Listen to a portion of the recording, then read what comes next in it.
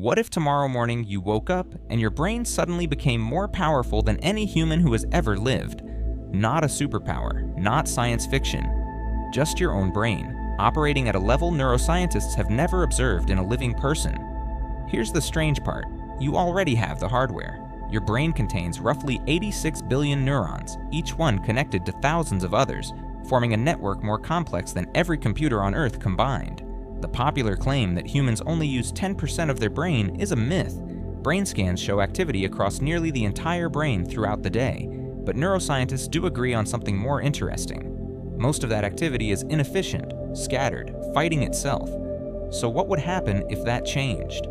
Let's start small. Imagine your brain becomes 20% more efficient, not magical, just optimized. Your memory sharpens first. Names, faces, conversations from years ago suddenly retrievable in seconds. Some people already experience this. They're called superior autobiographical memory individuals, and neuroscientists have studied their brains directly. Their memory isn't supernatural, it's structural. Specific brain regions show measurably different activity. Now imagine that ability combined with faster learning, a new language in weeks instead of years, a musical instrument in months instead of a decade. Your focus sharpens too. The mental noise that pulls your attention away quiets. This isn't far from reality. Elite chess players, memory champions, and certain musicians already show this kind of optimized neural efficiency just in narrow domains. Now expand that efficiency across everything you do. You start mastering skills at a pace that looks, to everyone else, unnatural. This is stage 1, the visible stage, the one people would notice first. But stage 2 is where things shift from impressive to unsettling. At this level, your brain doesn't just remember and learn faster, it starts recognizing patterns most people never see. You notice the 17 tiny signals that predict someone's next sentence before they say it. Not magic, just data. Your brain is now organizing in real time. This already exists, in fragments. Poker players read micro-expressions. Profilers predict behavior from small inconsistencies. Your enhanced brain would do this constantly, automatically, with almost everyone you meet. Now apply that same pattern recognition to problems instead of people. Connections between fields that look unrelated suddenly become obvious. A medical breakthrough hidden inside a mathematical structure. An engineering solution sitting inside a biological process. This is how real breakthroughs already happen. Most major scientific discoveries come from connecting two fields nobody thought to combine. Now imagine doing that constantly, effortlessly. At this level, you're not just intelligent, you're starting to see the architecture underneath everything.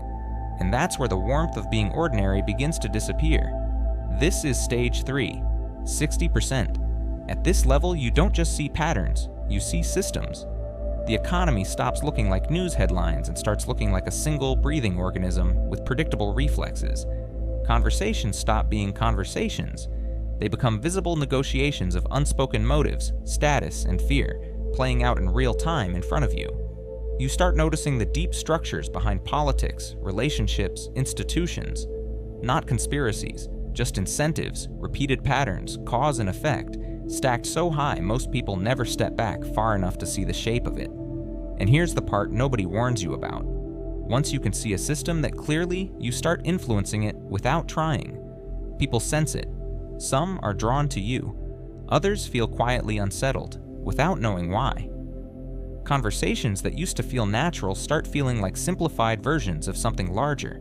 You're not deceiving anyone. You just see 5 moves ahead in a game most people are playing 1 move at a time. This creates a real risk, not a dramatic one, a quiet one, isolation, not because you stop caring about people, because shared experience requires shared limitation, and yours just changed. This is where the story stops being about intelligence and starts being about something stranger.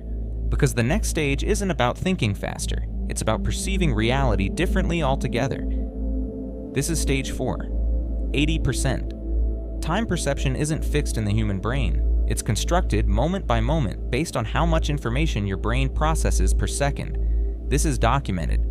People in high adrenaline events, like accidents, report time slowing down. Their brains weren't moving faster. They were encoding far more detail than usual, and detail is what makes time feel long. Now imagine that heightened encoding, permanently active. A A single minute stretches because you're noticing thousands of details most brains filter out.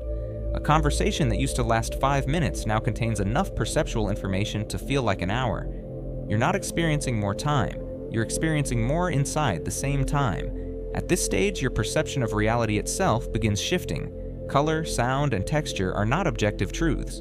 They're interpretations your brain builds from raw signals. Neuroscience confirms this directly. Your brain doesn't show you reality. It shows you a model of reality, optimized for survival, not accuracy. So what happens when that model gets rebuilt at a vastly higher resolution? Some researchers speculate that with enough neural efficiency, subtle signals your brain currently discards, electromagnetic patterns, microvibrations, biological signals from other people could become consciously perceivable. This isn't proven. It's speculative neuroscience sitting right at the edge of known biology. But if even partially true, it means the reality you currently experience isn't reality. It's a heavily simplified rendering, built for a brain operating at a fraction of its potential clarity. And that raises an unsettling question. If perception can expand this dramatically, does consciousness have a ceiling at all? Or have we simply never met a mind clear enough to find its edge? This is stage 5. 100%. Here, the conversation stops being about neuroscience. It becomes philosophy. Because a mind operating at full capacity wouldn't just be smarter, it would experience identity differently.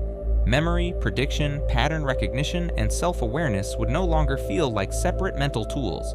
They'd merge into a single, continuous, instantaneous form of understanding. Some neuroscientists and philosophers describe this hypothetical state as approaching unified cognition, where the usual mental boundaries between thinking, perceiving, and remembering dissolve into one process. At that point, a strange question emerges. Would you still experience a personal self the way you do now? Or would the boundary between you and the information you're processing begin to blur? This connects to one of the oldest unresolved questions in neuroscience and philosophy combined. We don't know what creates subjective experience. We know what correlates with it. We've never identified its true source, which means a brain operating at full capacity might not just think faster. It might fundamentally change what it means to be a self at all. Not superhuman, something stranger. A mind so integrated, so total, that the line between thinking and existing starts to disappear. Could something like that still be considered human? Or would it be something new? Something we don't yet have language for because no one has ever needed it before. If your brain could finally operate without limitation, the real question isn't what you'd be capable of. It's whether the you reading this sentence right now would even recognize what remained. So, what do you think? Leave your theory below. Subscribe for more impossible questions.